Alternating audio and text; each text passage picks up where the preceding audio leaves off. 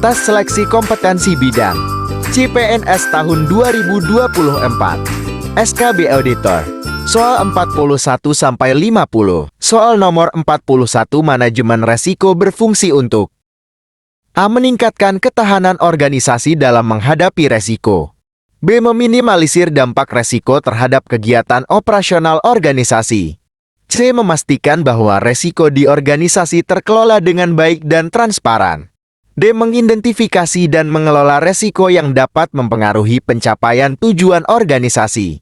E. Meningkatkan efektivitas pengendalian untuk mencegah terjadinya resiko. Tuliskan dan cocokkan jawabanmu.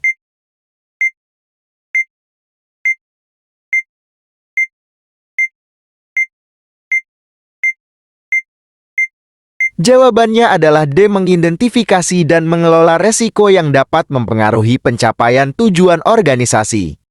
Ini adalah inti dari manajemen resiko, karena fokus utamanya adalah pada pengenalan dan penanganan resiko yang dapat menghambat pencapaian tujuan organisasi. Soal nomor 42. Apa tujuan utama dari penerapan tata kelola yang baik, good governance dalam sektor publik? A. Menjaga kredibilitas pemerintah di mata internasional. B. Meningkatkan investasi asing. C. Meningkatkan efisiensi pemerintahan. D. Menekankan anggaran pengeluaran negara. E. Menciptakan keterbukaan, akuntabilitas, dan responsibilitas. Tuliskan dan cocokkan jawabanmu.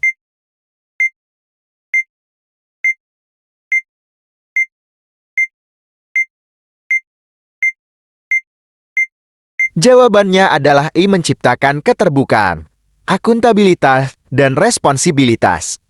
Tata kelola yang baik berfokus pada peningkatan transparansi dan akuntabilitas yang sangat penting dalam membangun kepercayaan masyarakat terhadap pemerintah. Meskipun opsi lain juga memiliki relevansi, opsi D paling mencerminkan inti dari good governance.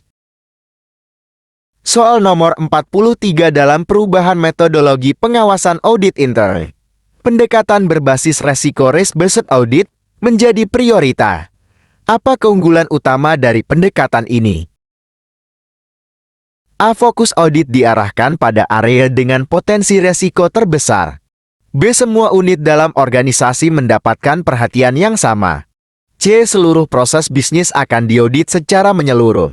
D. Memastikan kepatuhan penuh terhadap peraturan pemerintah. E. Meningkatkan biaya operasional audit. Tuliskan dan cocokkan jawabanmu.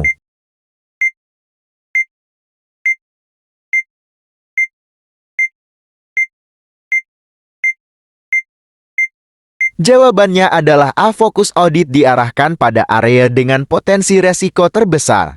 Risk-based audit memungkinkan auditor untuk memprioritaskan area dengan potensi resiko terbesar, sehingga alokasi sumber daya lebih efisien dan efektif. Pendekatan ini memastikan bahwa organisasi dapat mengelola resiko secara proaktif tanpa harus mengaudit seluruh area secara menyeluruh. Opsi A. Soal nomor 44. Penerapan metodologi audit intern yang lebih berbasis teknologi membutuhkan perubahan paradigma dari auditor. Apa kompetensi utama yang harus dimiliki auditor di era ini? A. Fokus pada kepatuhan daripada evaluasi resiko. B. Peningkatan jam kerja untuk mempelajari teknologi baru yang berubah. C. Penguasaan regulasi dan peraturan yang mendetail. D. Kemampuan menggunakan perangkat lunak analitik data. E. Kemampuan melakukan audit secara manual. Tuliskan dan cocokkan jawabanmu.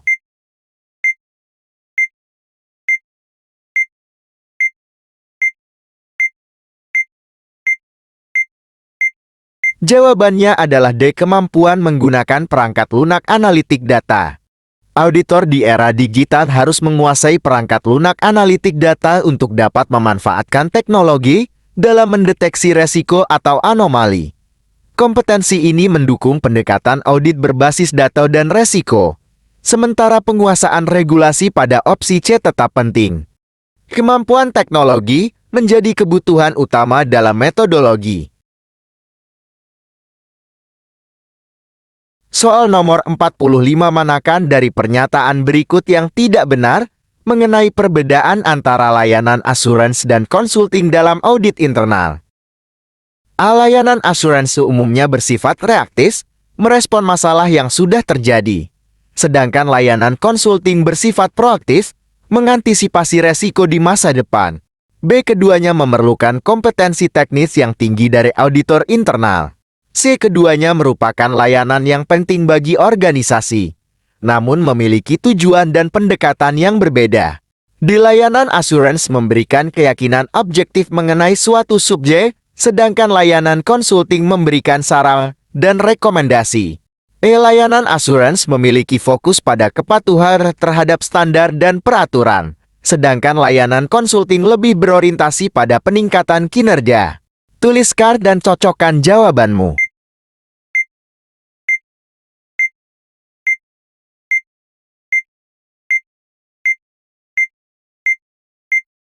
Jawabannya adalah layanan asuransi umumnya bersifat reaktif, merespon masalah yang sudah terjadi.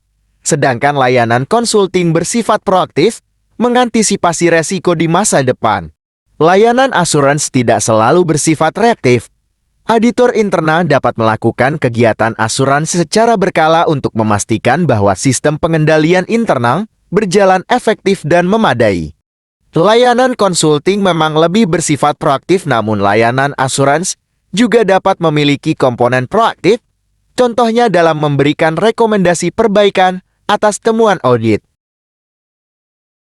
Soal nomor 46 dalam proses audit internal, ditemukan bahwa seorang suplir memberikan komisi ilegal kepada salah satu manajer perusahaan untuk memenangkan kontrak pengadaan jenis resiko fraud ini tergolong ke dalam A. Manipulasi laporan keuangan. B. Penyalahgunaan aset. C. Fraud berbasis teknologi. D. Konflik kepentingan. E. Korupsi. Tuliskan dan cocokkan jawabanmu.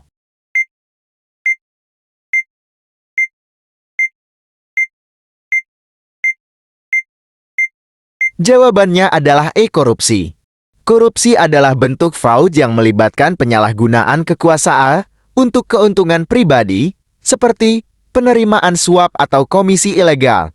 Konflik kepentingan pada opsi D hanya mencakup situasi di mana keputusan dibuat untuk keuntungan pribadi tanpa bukti transaksi ilegal. Soal nomor 47, sebuah tim auditor sedang mengawasi implementasi pengendalian internal di sebuah lembaga pemerintah. Untuk memastikan bahwa data yang diperoleh valid dan dapat diandalkan, tim memutuskan untuk melakukan uji sampling pada dokumen keuangan. Metodologi pengawasan seperti apakah yang paling tepat untuk digunakan dalam situasi ini? A. Observasi langsung terhadap dokumen. B. Pengambilan sampel statistik berbasis probabilitas. C. Penilaian resiko berdasarkan historis data. D. Peninjauan proses operasional. E. Pengujian berbasis populasi total.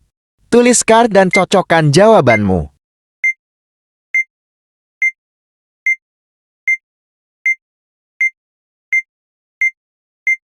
Jawabannya adalah B. Pengambilan sampel statistik berbasis probabilitas. Pengambilan sampel statistik berbasis probabilitas adalah metode yang paling tepat dalam situasi ini karena 1. Memberikan representasi yang valid terhadap populasi data. 2. Memungkinkan auditor untuk menarik kesimpulan dengan tingkat kepercayaan tertentu. 3. Sesuai untuk memverifikasi keandalan dokumen keuangan dalam waktu yang efisien. Metode lain seperti penilaian resiko pada opsi C atau observasi langsung pada opsi E kurang efektif untuk analisis dokumen yang membutuhkan pendekatan kuantitatif. Soal nomor 48, manakah dari pernyataan berikut yang tidak benar mengenai hubungan antara buku audit dan kertas kerja audit KKA? A. KKA merupakan bukti fisik atas pekerjaan audit yang telah dilakukan. B. Buku audit digunakan sebagai referensi utama dalam penyusunan laporan audit. C. KKA hanya berisi informasi kuantitatif, sedangkan buku audit juga berisi informasi kualitatif. D. Buku audit dan KKA sama-sama penting dalam memberikan keyakinan atas laporan keuangan. Buku audit merupakan kumpulan dari seluruh KKA yang telah disusun selama proses audit. Tuliskan dan cocokkan jawabanmu.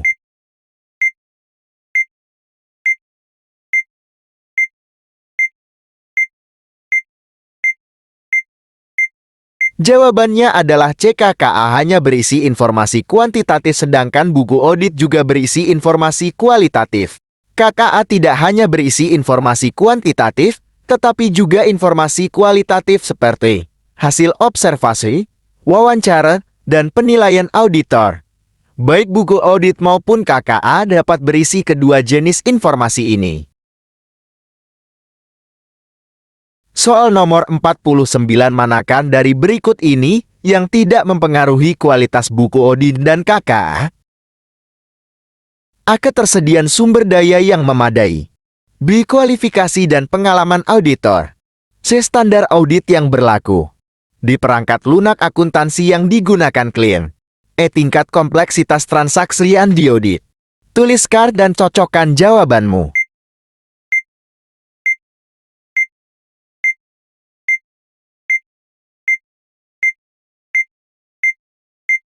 Jawabannya adalah D. Perangkat lunak akuntansi yang digunakan klien. Perangkat lunak akuntansi yang digunakan klien memang dapat mempengaruhi efisiensi proses audit, tetapi tidak secara langsung mempengaruhi kualitas buku audit dan KKA. Kualitas buku audit dan KKA lebih dipengaruhi oleh faktor-faktor manusia dan prosedur audit yang diterapkan. Soal nomor 50, manakah dari berikut ini yang bukanlah merupakan manfaat dari layanan konsulting yang diberikan oleh auditor internal? A. Membangun kepercayaan stakeholder. B. Mengidentifikasi peluang perbaikan. C. Meningkatkan efisiensi dan efektivitas operasi. D. Memperkuat tata kelola perusahaan. E. Menjamin kepatuhan terhadap peraturan perundang-undangan. Tuliskan dan cocokkan jawabanmu.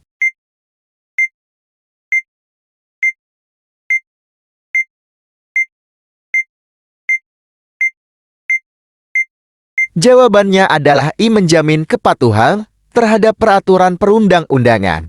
Menjamin kepatuhan terhadap peraturan perundang-undangan lebih merupakan tujuan dari layanan asuransi. Layanan konsulting memang dapat membantu organisasi dalam mencapai kepatuhan. Namun fokus utamanya adalah pada peningkatan kinerja dan memberikan nilai tambah. Good luck!